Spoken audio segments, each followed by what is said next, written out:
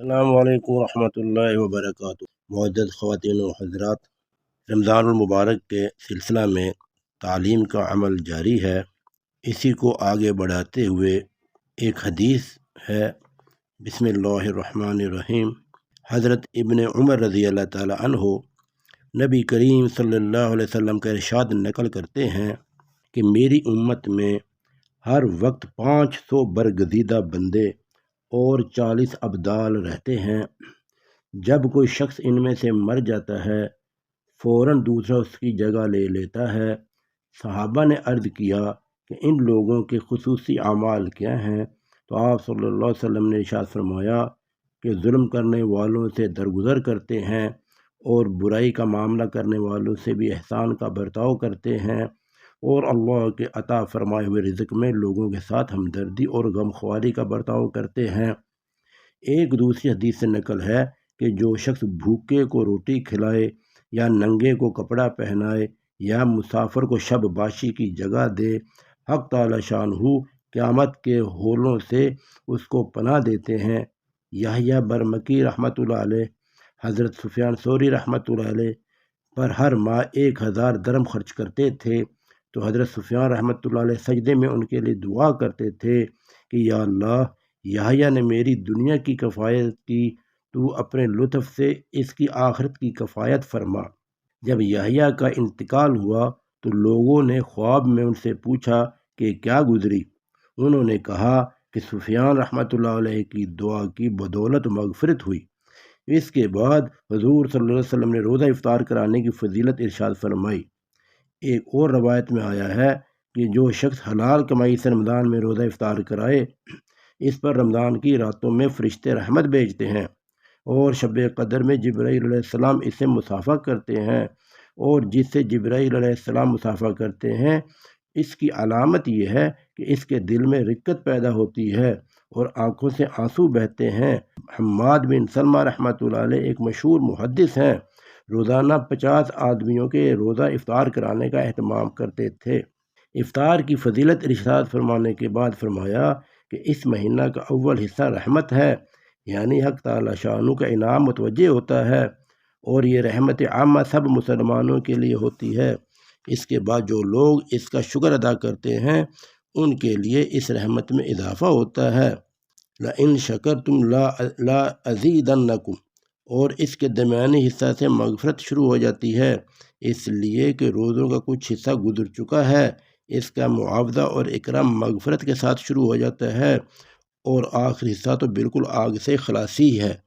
اور بھی بہت سی روایات میں ختم رمضان پر آگ سے خلاصی کی بشارتیں وارد ہوئی ہیں۔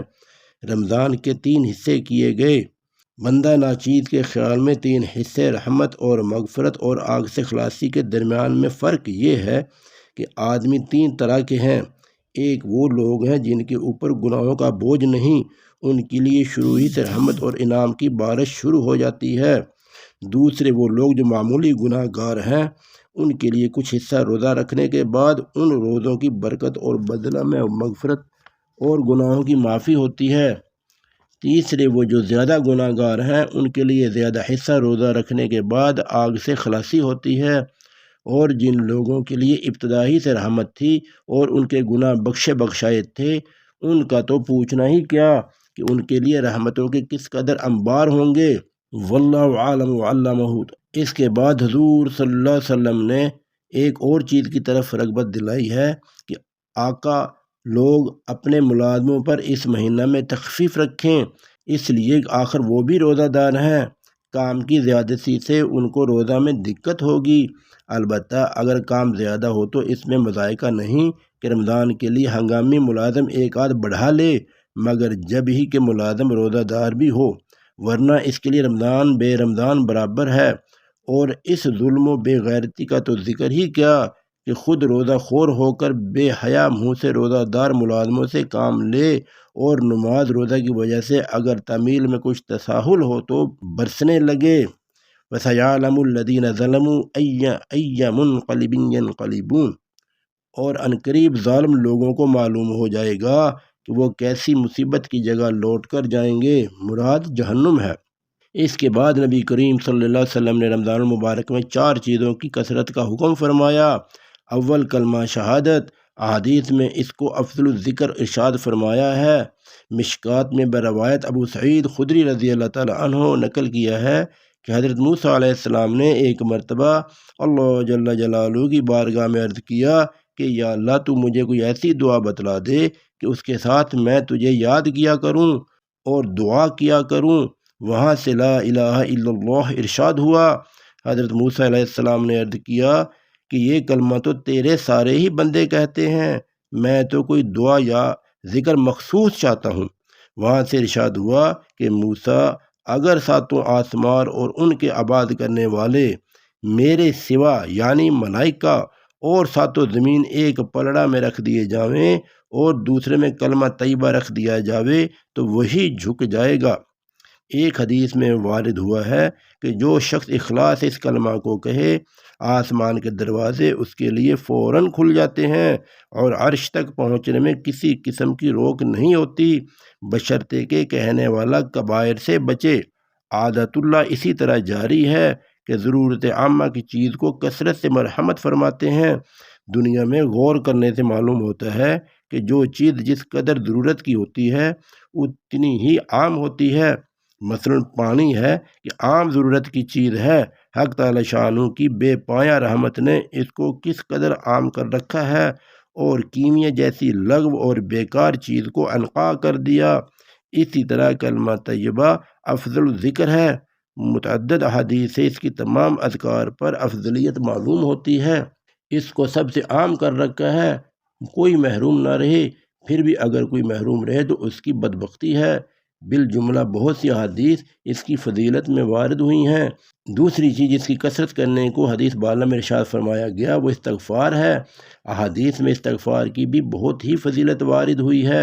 ایک حدیث میں وارد ہوا ہے کہ جو شخص استغفار کی کثرت رکھتا ہے حق تعالی شانہ ہر تنگی میں اس کے لیے راستہ نکال دیتے ہیں اور ہر غم سے خلاصی نصیب فرماتے ہیں اور ایسی طرح روزی پہنچاتے ہیں کہ اس کو گمان بھی نہیں ہوتا۔ ایک حدیث میں آیا ہے کہ آدمی گناہ گار تو ہوتا ہی ہے، بہترین گناہ گار وہ ہے جو توبہ کرتا رہے۔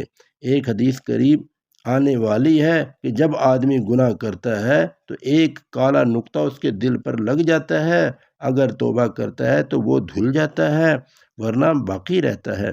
اس کے بعد حضور صلی اللہ علیہ وسلم نے 2 چیز کے مانگنے کا امر فرمایا جن کے بغیر چارہ ہی نہیں، جنت کا حصول اور دوزخ سے امن۔ اللہ اپنے فضل سے مجھے بھی مرحمت فرمائے اور تمہیں بھی۔ بس معزز خواتین و حضرات، رمضان المبارک کا پیارا مہینہ، بابرکت مہینہ، اللہ کے ہاں اس کی لوٹ سیل لگی ہوئی ہے۔ اللہ پاک چاہتے ہیں کہ میرے بندے اور بندیاں کامیاب ہو جائیں۔ اللہ پاک نے اس ماہ مبارک میں جنت کے تمام دروازے کھولے ہوئے ہیں اور جہنم کے تمام دروازے بند کیے ہوئے ہیں۔ سرکش شیاطین کو اس میں قید کیا ہوا ہے اور فرشتوں کو بھی یہ حکم دیا گیا ہے، حدیث کا مفہوم ہے کہ اپنی اپنی عبادات کو چھوڑ دو اور حضرت محمد صلی اللہ علیہ وسلم کی امت کے روزہ داروں کی دعاؤں پر آمین کہو۔ تو معزز خواتین و حضرات، اس ماہ مبارک سے جتنا بھی اللہ کے خزانے سے لیا جائے وہ کم ہے۔ کیوں؟ کہ اللہ پاک بہت بڑے ہیں، اللہ پاک کے خزانے بہت بڑے ہیں۔ اللہ پاک مجھے بھی آپ کو بھی عمل کی توفیق عطا فرمائے، ہر آن ہر گھڑی توبہ کی توفیق عطا فرمائے اور ہر آن ہر گھڑی دنیا اور آخرت میں عافیت والا معاملہ فرمائے اور اس ماہ مبارک کی زیادہ سے زیادہ برکتیں سمیٹنے کی توفیق عطا فرمائے۔ آمین آمین آمین یا رب العالمین۔ السلام علیکم ورحمۃ اللہ وبرکاتہ۔